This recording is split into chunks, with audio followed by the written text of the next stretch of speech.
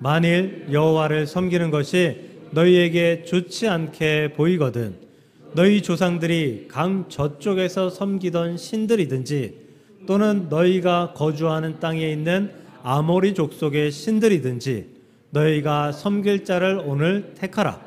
오직 나와 내 집은 여호와를 섬기겠노라 하니. 아멘. 아멘. 네, 오늘 가정의 달 마지막 주일 온가족 예배로 온가족 주일로 지킵니다. 가정에는 혈연으로 피로 맺어진 가정이 있고 또 가정에는 그냥 피로 맺어지진 않았어도 공동체의 가정도 있습니다. 그래서 요즘은 많이 그 입양도 하는 그러한 모습도 있고요. 또 이런 교회 공동체도 우리가 흔히 가족, 식구라고도 이야기를 합니다. 가족이라고 하면 이제 밖에서 만나는 그런 사람들하고는 조금 더 애틋함이 있습니다. 그렇죠? 아무래도 우리 교회 식구, 우리 교회 가족이라고 하면 밖에서 만나도 다른 사람들 만난 것보다 훨씬 더 반갑고 즐겁고 그 마음에 기쁨이 넘칩니다. 근데 또 다른 것은 이 가족이라는 것은 다른 사람들보다 좀 더 신경 쓰인다는 거예요. 이 사람들의 말, 행동 그런 것들이 우리의 삶에 영향을 많이 미쳐요. 그래서 조금 나쁜 말로 하면 좀 거슬린다라는 표현도 할 수가 있을 것 같아요. 그래서 다른 사람들의 거슬리는 행동은 크게 내게 영향이 없는데 가족의 거슬리는 행동은 내게 영향을 많이 미치는 것을 볼 수가 있습니다. 오늘 본문은 여호수아 24장 마지막 장입니다. 여호수아는 이 마지막 장에서 자신의 마지막 생애, 마지막 연설, 마지막 설교를 이 이스라엘 백성들에게 행하고 있습니다. 여러분 같으면 마지막 연설이다, 마지막 유언이다 라고 하면 무슨 말들을 하겠습니까? 농담을 하겠습니까? 아니면 여러분들의 재산을 어떻게 나눌 것인지에 대해서 설명하겠습니까? 아마도 내가 이 말은 꼭 해야겠다, 이 말만큼은 꼭 해야겠다라고 하는 말을 아마 하실 것입니다. 오늘 여호수아는 꼭 해야 하는 말, 자신의 인생에 있어서 가장 중요한 말을 이 이스라엘 백성들에게 행하고 있어요. 그 중에 하나가 무엇인가 하면 오늘의 말씀이죠. 오늘의 말씀, 만일 여호와를 섬기는 것이 너에게 좋지 않게 보이거든. 이 말은 지금 이 이스라엘 백성들에게 여호와 하나님만을 섬기는 그 모습들이 그 이스라엘 백성들에게 충만하지 않다는 얘기예요. 그래서 너희 조상들이 강 저쪽에서 섬기던 신, 또 너희가 거주하는 땅인 아모리 족속이 섬기는 그런 신, 그 신들이 이 여호와 하나님으로 둔갑해서 우상으로 섬기고 있는 그런 모습들이 이 이스라엘 백성들에게 있는 것이라는 거예요. 그런데 너희들 지금 그런 상태인데 너희들 그것을 그대로 선택할 것이냐, 아니면 여호와 하나님만을 선택할 것이냐, 이걸 지금 결정해라. 나는 오직 나와 내 집은 여호와를 섬기겠노라 라고 말씀하고 있는 거예요. 나와 내 집은 오직 여호와를 섬길 거야. 그런데 너희들은 무엇을 선택하겠느냐? 여호와를 선택해라 라고 하는 말씀인 것입니다. 저와 여러분의 가정도 가족도 오직 주 여호와 하나님만을 섬기고 선택할 수 있기를 주님의 이름으로 간절히 축복합니다. 우리는 입버릇처럼 가족이 가장 소중하다라고 이야기하죠. 가족이 가장 소중하죠. 물론 하나님이 가장 소중하지만 하나님 빼놓고 얘기하면 가족이 가장 소중하다. 근데 여러분의 행동은 어떻습니까? 세상 어떤 것보다 가정의 가치가 높다, 내게 그만큼의 가치가 있다 라고 생각하는데 우리의 행동은 가족을 그렇게 가치 있게 생각하는 행동을 하고 있는지 왠지 좀 대답하기가 어려워지는 그러한 질문인 것 같습니다. 여러분의 가치 중에서 가족이 어떤 위치에 있는가, 이 시간 한번 돌아보아야겠습니다.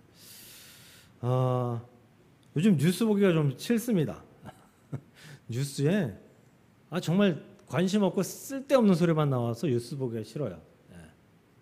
뉴스의 내용에 주된 내용이 그 음주운전한 트로트 가수 하나하고 또 갑질을 행한 그 애견 보호센터 그분 그 두 분에 관한 뉴스가 너무 많이 나와서 제가 그 두 분이 싫다 좋다를 이야기하는 게 아니에요. 그 뉴스는 좀 그만 봤으면 좋겠어요. 연예인이면 지금 세상에서는 굉장히 좀 그래도 추앙받는 그러한 직업이지만 다시 말하면 광대잖아요. 예. 우리를 즐겁게 해주고 기쁘게 해주는 그런 일을 하는 사람이잖아요. 근데 전 국민이 매일마다 그 사람의 뉴스를 봐야 됩니까? 도대체 그렇게 봐야 됩니까? 예. 참 이게 답답합니다. 예. 근데 그 뉴스를 뭐 어쩔 수 없이 보는데 보다가 이런 뉴스도 나오더라고요. 그 양반이 이제 조서를 받을 때 경찰에 출두한 그 복장의 값어치, 명품 자켓을 입었고 명품 신발을 신었고 명품 모자를 썼고 그러면서 이 명품으로 도배하고 나오는 그 모습이 과연 경찰 이 조사받으러 나오는 그러한 자세인가 뭐 이런 뉴스가 나와요. 그런 뉴스까지 좀 봐야 됩니까 우리가? 대한민국이 연예인뿐만 아니라 일반인들에게도 이 명품병이 아주 바닥까지 내려와 있는 것 같아요. 그래서 세계에서 가장 비싸게 팔리는 나라 중에 하나죠. 다른 나라, 심지어 옆 나라 일본 가서 뭐 어떤 뭐 명품 가방을 사와도 관세가 붙어도 훨씬 더 싸다. 뭐 이런 이야기를 뉴스로 본 적이 있어요. 대한민국은 지금 명품병에 빠져 있어요. 유치원 아이들이 이렇게 줄 이렇게 저는 그게 뭔지도 몰랐어요, 사실. 그 명품 옷을 입고 오는 게 유행이었다면서요, 한때. 그래서 그 수입 업체에서 대량으로 수입했다가 지금 낭패를 보고 있대요. 너무 많이 수입해가지고. 근데 아이러니하게도 이 백화점에서는 아동 명품 이 샵들이 우후죽순 지금 계속 생겨나고 있대요. 그리고 매출도 계속 상승하고 있고. 아니 걔들이 그 옷을 입는다고 해서 그 친구들이 그거 아나요? 걔들이 아나요? 그리고 금방 커가지고 못 입을 텐데 뭘 그렇게 비싼 옷들을 사주는지. 연예인뿐만 아니라 일반인들에게도 아이들에게까지도. 지금 20대들은 대부분 명품 옷 하나 이상 정도는 가지고 있다고 합니다. 알바 열심히 해서 알바 한두 달 열심히 해서 그냥 명품 옷 사는 거예요.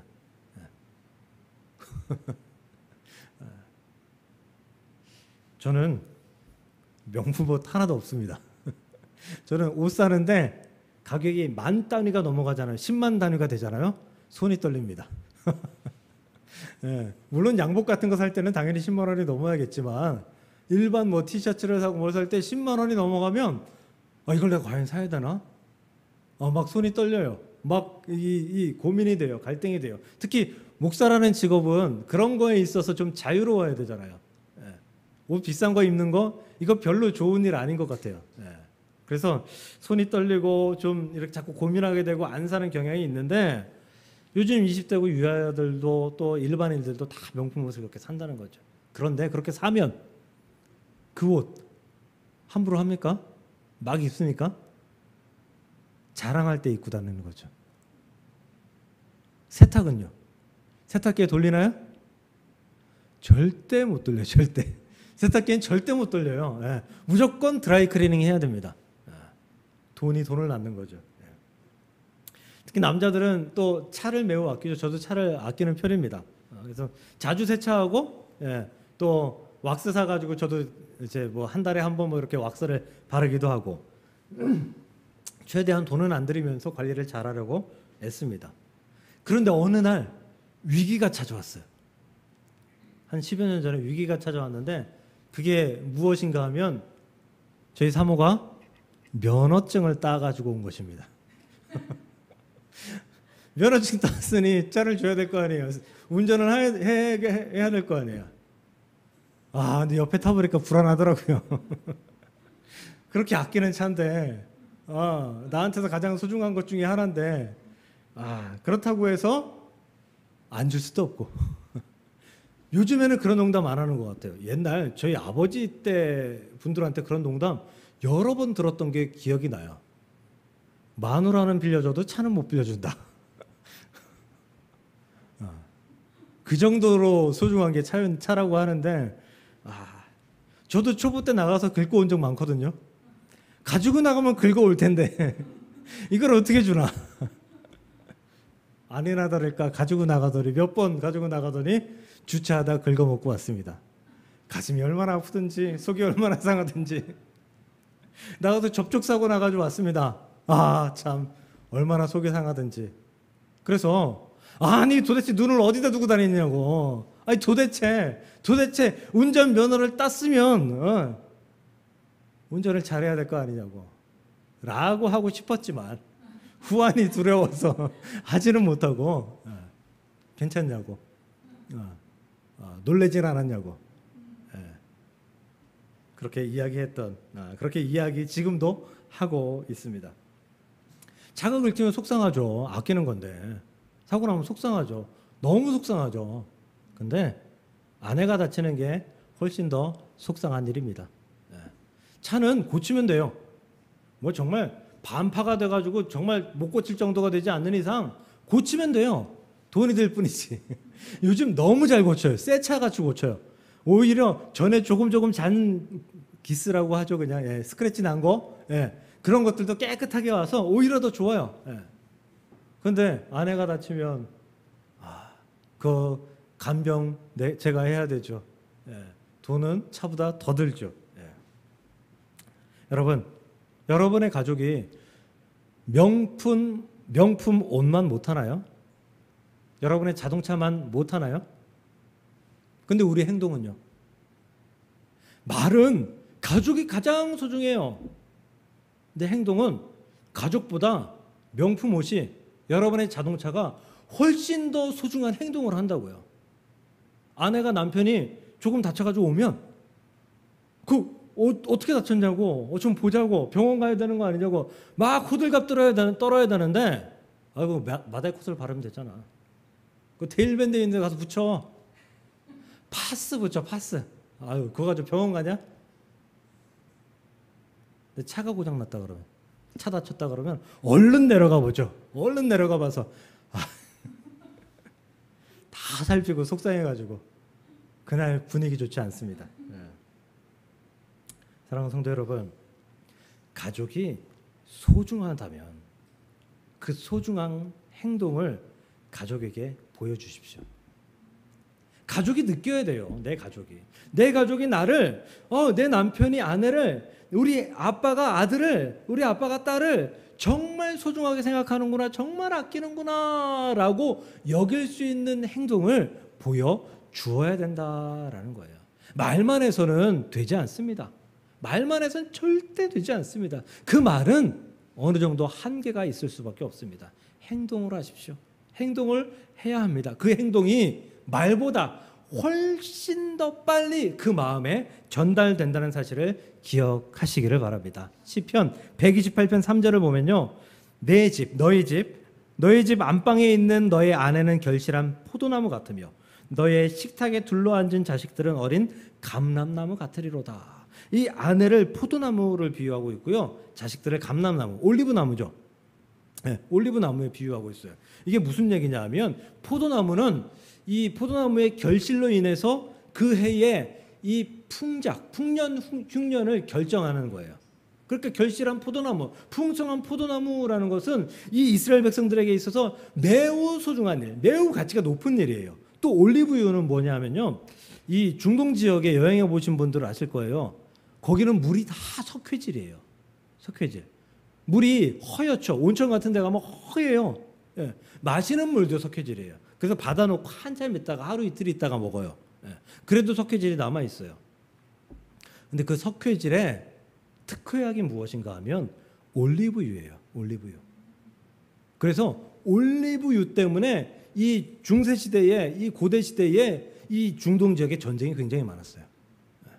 그러니까 올리브유는 이 사람들의 필수품, 건강을 위한 필수품이에요. 지금처럼 이 생수를 수입해서 먹고 이런 게 아니니까 어쩔 수 없이 석회질을 먹어야 되니까 석회질을 먹고 올리브유를 먹고 이래야지 건강이 회복이 되는 거예요. 그 매우 소중한 거죠.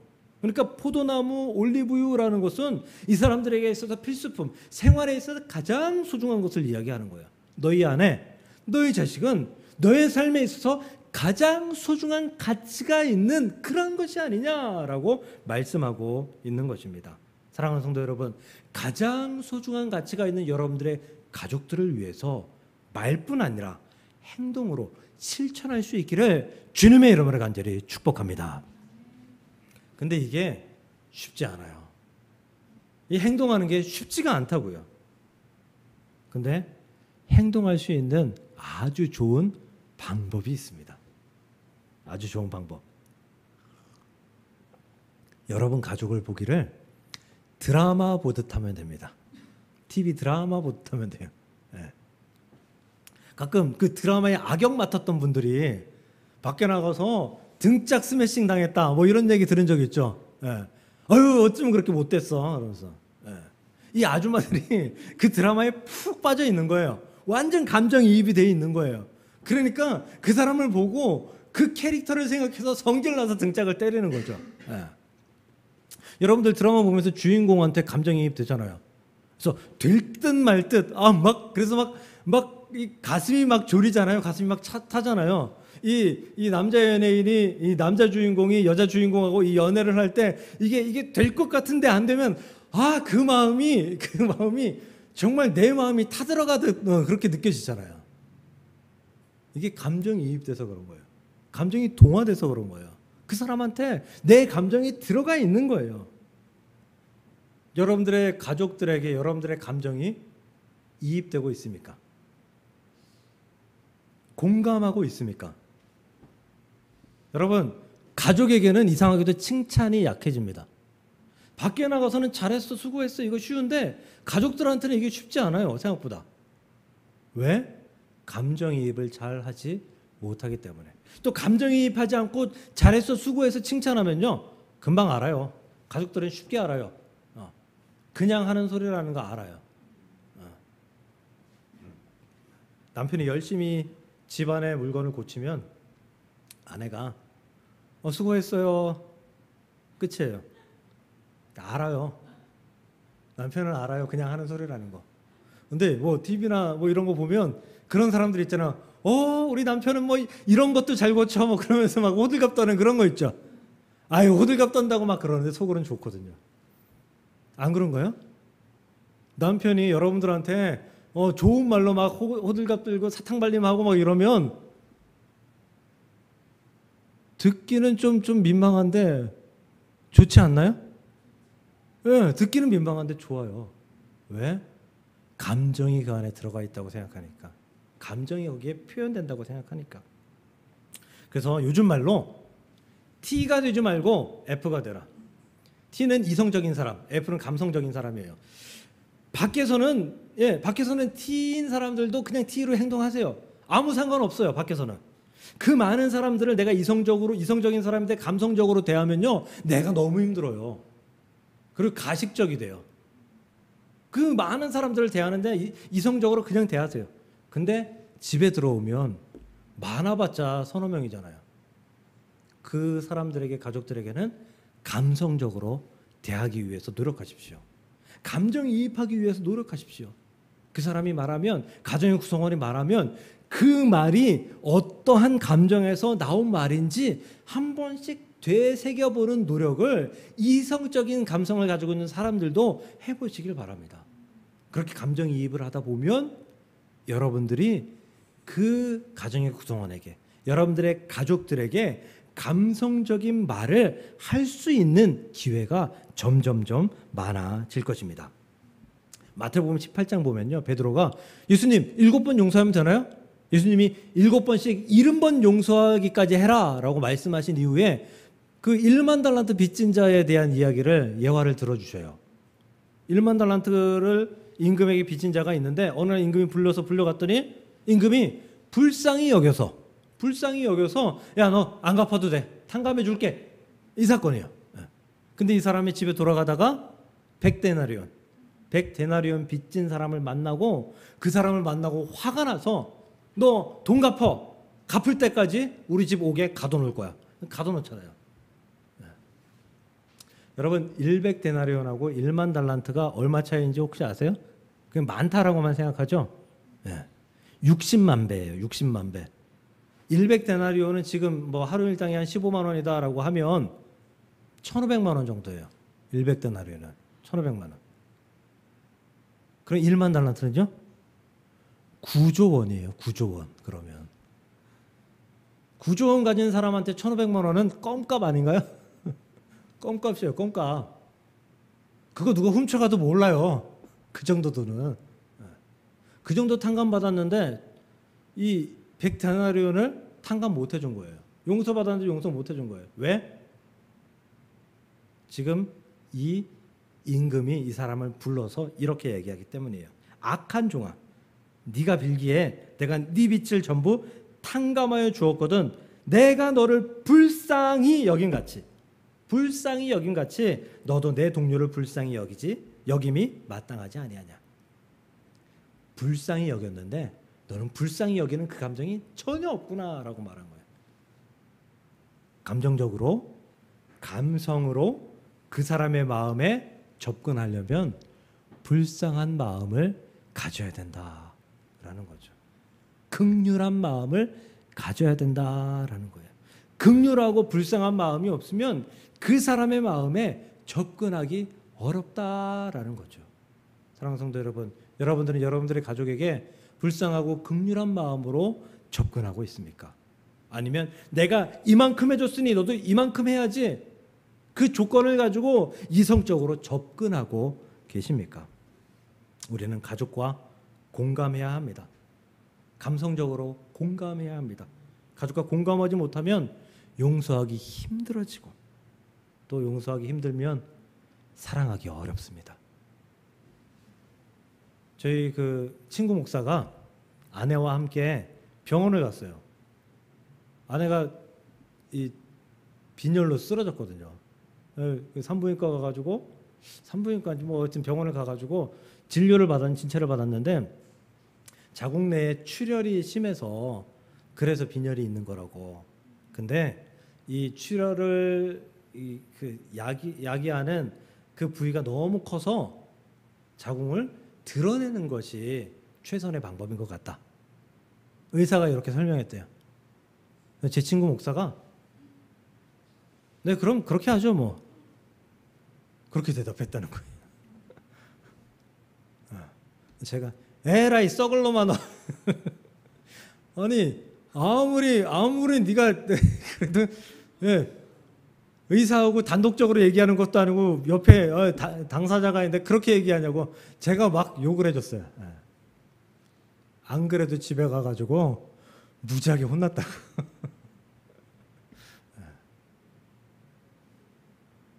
아니 여성에게 자궁은 매우 소중한 거예요. 이건 여성성의 상징이잖아요. 이게 자궁을 드러냈다라는 것은 굉장히 충격적인 일이거든요.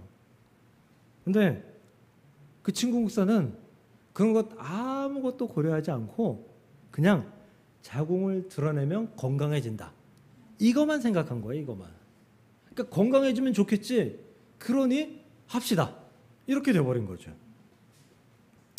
가족에게 서운해집니다. 그날 사모님이 가서 막 혼냈다고 하죠. 펑펑 울었다고 합니다. 울 일이죠. 속상할 일이죠. 위로해줘도 울 일인데 거기서 그렇게 이야기해버렸으니 울 일과 분노할 일이 동시에 겹쳐졌습니다. 가족에게 서운한 일, 용서하지 못해서, 불쌍히 여기지 못해서, 긍휼히 여기지 못해서 생기는 거예요. 그러니 불쌍히 여기시고 긍휼히 여기시고 감정이입하시고, 마치 드라마의 주인공의 마음에 감정을 이입하는 것처럼 여러분들의 가족에게 감정을 이입함으로 말미암아 긍휼히 여기시고 불쌍히 여기시고 용서하시고 사랑하셔서 행복한 가정이 될 수 있기를 주님의 이름으로 간절히 축복합니다. 마지막으로요. 이 가정이요. 지금 화목한 가정이 있는가 하면 분리된 가정 그리고 좀 불행한 가정들이 생각보다 너무 많아요. 그냥 모양만 가정이고 안에는 썩음 온드러진 가정들이 너무나 많다고요. 그런데 이게 지극히 정상입니다. 갑자기 목사님 이상한 소리 하시네. 정상이에요. 왜냐하면 지금의 가정의 형태는 하나님으로부터 에덴 동산에서 추방된 이후의 가정의 형태이기 때문이에요. 원래의 가정의 형태는 어떤 가정의 형태였냐면 아담, 남편, 하와, 아내, 그리고 하나님. 아담과 하와 그리고 하나님이 가정의 형태였어요. 그런데 에덴 동산에서 쫓겨난 가정은 어떠한 가정이냐? 하나님은 없어요. 그 가정에. 아담, 하와, 가인, 아벨의 가정이 된 거예요. 아담과 하와, 가인과 아벨의 가정에 엄청난 일이 생기죠. 가인이 아벨을 쳐 죽이는 사건이, 최초의 살인의 사건이 나타납니다. 왜? 하나님이 안 계시니까. 하나님이 안 계시는 곳에는 사탄이 틈탈 수밖에 없어요. 마귀의 권세가 틈탈 수밖에 없어요. 하나님이 안 계시기 때문에 마귀의 권세가 틈타고, 그리고 하나님을 의지하지 않는 가정에게 그 마귀의 권세가 춤추듯 일어나게 되어 있다는 거예요. 그러니까 그 가정이 하나님과의 관계가 온전히 형성되어 있지 않으면 사탄의 관계로 말미암아 넘어질 수 있는 가능성이 너무나도 농후한 것이 가정의 구조다라는 거예요. 그러니까 우리는 어떻게 해야겠습니까? 우리 가정이 하나님 안에서 온전히 서 있는 가정이 되기를 기도해야 된다라는 거죠. 왕이신 나의 하나님, 하나님을 왕으로 모셔야 된다는 거죠. 근데 우리는 하나님이 왕이 아니라 엉뚱한 것을, 어쩌면 아빠를, 어쩌면 엄마를, 어쩌면 자녀를, 어쩌면 다른 돈을, 물질을, 여러 가지 것들을 왕이신 자리에 놓고 하나님을 멀리하는 그런 가정의 모습을 가지고 있다는 것입니다. 어떤 목사님의, 유명한 목사님이었는데 제가 잘 기억이 나지 않아요. 근데 그 목사님의 설교 속에 이런 이야기를 들은 적이 있어요. 여러분, 억지로 할 거면 가정 예배 하지 마세요. 저는 그런 생각이 아니었거든요. 억지로라도 가정 예배를 드려서 가정 예배를 정착시키고, 그리고 그 안에서 하나님의 은혜를 우리가 체험해야 된다라고 생각했었거든요. 근데 그 목사님 그렇게 얘기해서 충격을 받았어요. 그러더니 이렇게 말씀하는 거예요. 가정 예배 드리러 가족이 모이면 예배가 아니라 초상집 같다라는 거죠. 초상집 같다. 애들이 앉아서 고개를 푹 숙이고 있고, 찬송할 때 찬송 잘 모른다고 따라하지 않고, 말씀을 읽거나 설교를 들을 때 아무 반응 없고, 그 시간은 그냥 침묵의 시간이에요. 그런데 주기도문 딱 끝나고 나면 갑자기 소란해지는 거죠. TV를 틀고 냉장고를 열고 자기 할 거 하고, 그러면서 막 가정의 분위기가 막 급상승해지는 거예요. 예배 드린다 그러면은 가정의 분위기가 확 떨어졌다가 예배 끝났다라고 하면은 잔치 분위기가 되는 거예요. 그럴 거면 하지 말라라는 거죠. 그럴 거면 하지 말라. 왜? 그 가정은 왕이신 나의 하나님이 아니라 왕이신 나의 TV님, 왕이신 나의 냉장고님, 왕이신 나의 물질님이 되어 있기 때문이에요. 하나님을 왕으로 섬기지 못하는데 그 가정에 사탄이 틈타지 않을 리가 없다라는 것입니다. 그러므로 사랑하는 성도 여러분, 여러분의 가정이 하나님과 단절되지 않기를 위해서 기도할 수 있기를 주님의 이름으로 간절히 축복합니다. 그래서 여러분 개인뿐만 아니라 여러분들의 가정이 하나님과 온전한 관계가 되어서 여러분의 왕이, 여러분 가정의 왕이 하나님이기를 매일마다 확증할 수 있기를 주님의 이름으로 간절히 축복합니다. 세 가지 말씀드렸습니다. 가정이 행복해지려면, 가족이 행복해지려면 가족의 구성원들을 소중하게 여기십시오. 그 가치가 소중하게 여겨진다라고 여기게끔 행동하십시오. 여러분이 그 가족들에게 그렇게 느낄 수 있게끔, 그렇게 할 수 있게끔, 여러분의 행동을 이끌어낼 수 있게끔 적어도 가족에게만큼은 감성적인 사람이 되십시오. 그리고 여러분의 가족이 하나님과 단절되지 않도록, 사탄이 틈타지 못하도록 여러분의 가족이 하나님과 온전한 관계를 이룰 수 있기 위해서 기도하시고 애쓸 수 있기를 간절히 소망합니다. 그런 가정 되어서 행복한 가정을 이룰 수 있기를 주님의 이름으로 간절히 축복합니다.